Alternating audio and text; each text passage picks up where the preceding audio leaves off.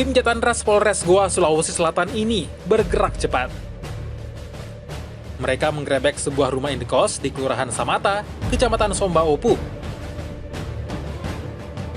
Petugas tengah mencari seorang mahasiswa yang baru saja mencuri sebuah sepeda motor. Pelaku akhirnya ditangkap setelah serangkaian penyelidikan. Korban pencurian tak lain adalah rekan sesama mahasiswa. Pelaku nekat mengambil motor rekannya lantaran kecanduan judi online. Kasus ini terjadi pada awal Juli 2024 lalu.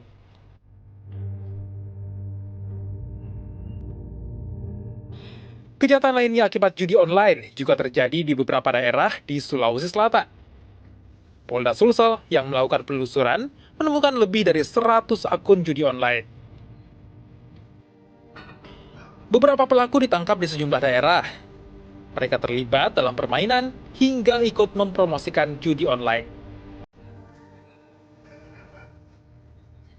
Di 1 bulan ke belakang, kami sudah mengamankan tiga orang pelaku perjudian online yang laporan ke Kominfo terkait situs judi online. Jadi hasil patroli cyber yang dilaksanakan oleh anggota siber Subdit 5 telah ditemukan sekitar 180 situs terkait judi online dan sudah kami report melalui Kominfo. Jadi dengan harapan apabila dilaksanakan aduan atau report tersebut dapat menutup jalur situs tersebut. Selain penanganan, pencegahan penggunaan judi online juga dilakukan. Warga, petugas, hingga aparatur sipil negara juga tak luput dalam upaya pencegahan perilaku buruk judi online. Razia ponsel seperti yang dilakukan ASN di lingkup pemerintah Kota Makassar ini jadi salah satunya. Saat kasus merebak, pencegahan pun juga tak boleh dikendorkan.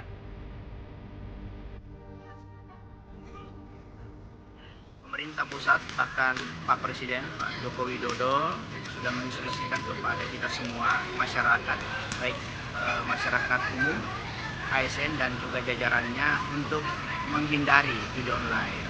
Jadi hari ini kami di Kecamatan Panakukang langsung menindak dan hasil instruksi dari Bapak Presiden itu kita menindak teman-teman ASN maupun tenaga non ASN di Kecamatan Panakukang. HP-nya ada semacam sebuah mengadu nasib di situ.